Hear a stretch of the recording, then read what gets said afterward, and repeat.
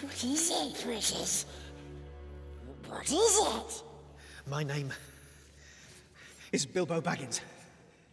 Bagginses. What is a Bagginses, precious? One of the highlights of The Hobbit was the riddles in the dark sequence, which, unlike the rest of the film, was exactly how you expected from the book. It was brilliant. But are you glad that that wasn't your first attempt at doing Gollum?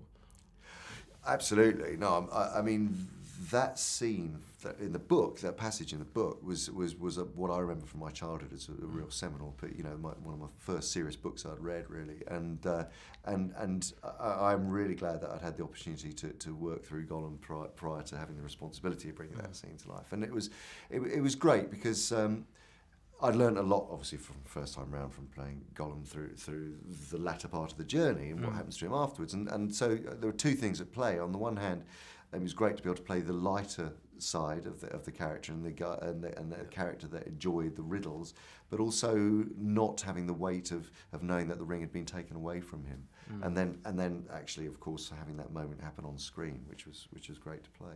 Why is it lost? Yes, and I want to get unlost as soon as possible. Oh, we knows. We know safe paths for hobbitses. Safe paths in the dark. Shut up! I didn't say anything. I wasn't talking to you. And is that the last I mean, if you stay true to the books, that's the last we're going to see of you for these trilogy. Are you? Or is that as far as I know, that's it. That is it for Gollum. I mean, he as you say in the book, it's that scene. So as far as I know, that's it. But we never know. You never say never. Never say never. But I mean, he's keeping you busy because you're now second unit director on the film as well. Well, that's right. Is that on specific aspects that you're directing, or just generally? Well, when Peter asked me to do it, which was literally a month before principal photography started, I think he wanted, one of the main reasons he wanted me to be there was because it's such a huge ensemble cast. I think he wanted someone who'd been through that experience before, who he knew could direct performances, to be there and be waiting on second unit. Sometimes coming on to second unit can be a bit disheartening because there isn't a sense of the knowledge of the drama of the piece, and you're just doing fill-in shots. But because of the scale of these projects, that would translate over to second unit. So he wanted someone there to be able to field the actors and be able to direct them and continue their performances on second unit. And on top of that, we had the responsibility of shooting all of the aerial shots. Battle sequences like the Mines of Moria sequence in their first film.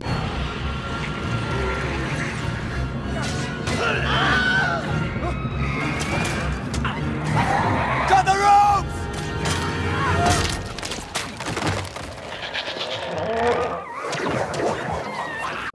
And sequences like the Blunt the Knives, where the dwarves are cleaning up the kitchen and flinging plates down the hall and so on. So it was very varied. Lots of chase sequences and drama beats as well. So it was wonderful.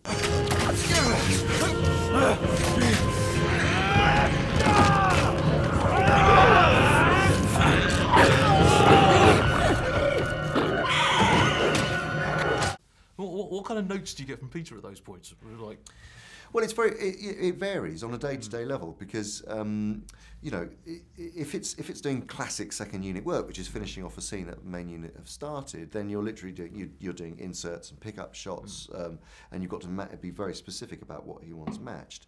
Having said that, there were equally days where it would be like, well, we're starting a sequence. We would be leading a sequence, and so people would say, just start kind of literally shooting at how the escape from the wargs, how that ends up with them all on the tree. Well, you start to build the sequence and using previs and images and animatics and images.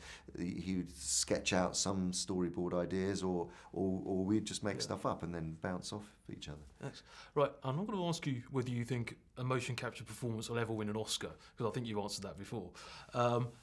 But do you think, what if the Academy introduced a motion capture performance Oscar? Do you think that would be a get-out clause, or would that be a good?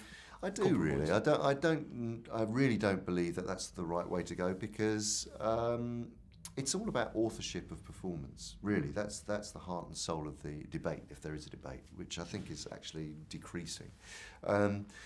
When you play, when you play a role, you as an actor, you're embodying that role psychologically and physically, mentally. You're working with a director, you're standing on a set, working with other actors, and you're creating drama between you. As far as shooting a performance capture character, there is no difference. You're standing on a set, you've done all that emotional work, you're standing opposite another actor, you're being directed by a director, and you're creating a scene. Your scene is filmed, and your performance is filmed, and it's that performance which is then put into the edit, and the director chooses a take because of the emotional content of that performance. Yeah. So that's really the nub of it. It's where the performance is authored, and I believe that there is no difference. How you cloak that character, whether you put on a costume and makeup before the fact, or whether the costume and makeup is put on after the fact, is neither here nor there.